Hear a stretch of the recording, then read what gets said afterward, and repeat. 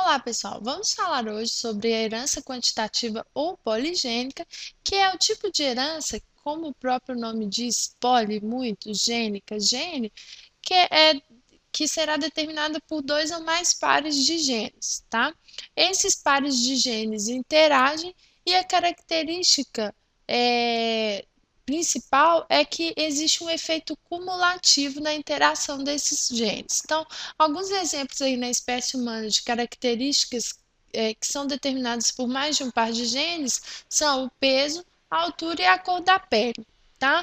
Então, o efeito cumulativo, por exemplo, na cor da pele, existem três genes que participam da determinação da produção ou não de melanina, da deposição de melanina na pele. E a deposição é determinada pelos genes dominantes, ou seja, quanto mais pelos alelos dominantes, né? Quanto mais alelos dominantes o indivíduo tiver, maior será a deposição de melanina na pele, ou seja, mais escura a pele da pessoa será. Isso que eu quero dizer com efeito cumulativo, ok? Então, eu vou passar aqui para vocês um gráfico que é modelo da herança poligênica, tá? Esse gráfico ele tem essa forma de sino, tá? É um gráfico com o formato de um sino, que nos indica o quê? Olha só, eu tenho aqui o número de indivíduos e a característica que eu trago aqui nesse gráfico é a característica peso. Então, existe, ó, um grande número de indivíduos, uma concentração aqui, ó, nos pesos que estão entre 40 e 80 quilos, tá? Então, nessa população aqui que foi estudada, eu tenho uma grande parte dos indivíduos concentrados aqui nesse trecho que vai dos 40 aos 80 quilos. Se eu for pensar que o peso é uma característica determinada por três genes, por exemplo, o gene A,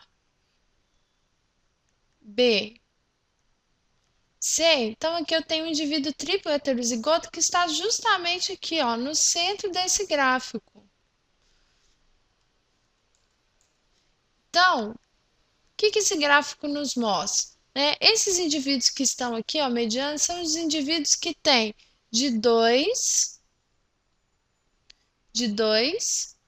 até 4 alelos dominantes, tá? Que determinam aí o aumento de peso. Os indivíduos que estão aqui, ó, nessa região, eles têm de 1 a 2 alelos dominantes.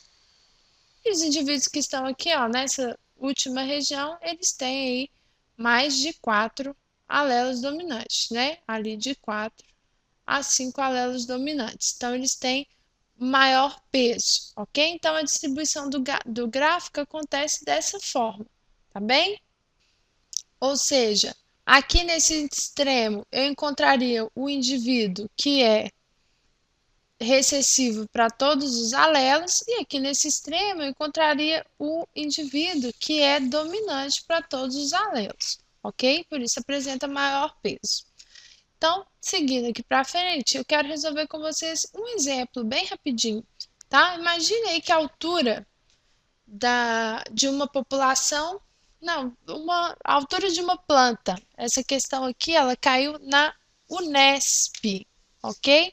Uma questão da Unesp que trabalhava a altura das plantas. E ela dizia o seguinte, que a altura da planta era determinada por um gene dominante e por dois pares de genes, o gene A e o gene B, e que os alelos dominantes determinavam o acréscimo de 0,15 metros nas plantas e a presença dos recessivos não acrescentava em nada. E que a altura dessa planta variava entre 1 metro e 1,60 m, ou seja, o indivíduo que era duplo recessivo, ele tinha 1 metro. E o indivíduo que era duplo homozigoto dominante, ele ia ter a maior altura, 1,60 m, ok? E ele cruzou esses dois indivíduos aqui e nos pede para determinar as alturas da prole, ok? Então, eu fiz aqui um quadro já com os gametas, o gameta do primeiro indivíduo e o gameta do segundo indivíduo, e nós vamos cruzar. Então, aqui o cruzamento vai dar Azão, Azinho, Bezão, Bezinho, E aqui vai ser Azinho, Azinho, Bzão, Bzinho. Esse indivíduo aqui, como que eu encontro a altura dele? O mínimo que ele pode ter é 1 metro, mas ele tem um acréscimo de 15 centímetros para cada, de 0,15 metros para cada dominante que ele apresenta. Como ele tem dois dominantes, então eu vou somar esse número aqui, mais 0,30 metros, a altura do primeiro indivíduo é de 1,30 m. O segundo indivíduo, o mínimo que ele pode ter é 1 metro, mas ele tem um alelo dominante que acrescenta a altura dele 0,15 metro. Então, se eu somar, a altura máxima dele vai ser de 1,15 metro, ok? Então, é assim que vocês determinam a altura, né? No caso desse exemplo aqui da prova da Unesp, ok? Um abraço, espero que vocês tenham compreendido. Assistam aí as outras aulas no site do quadro.com.br.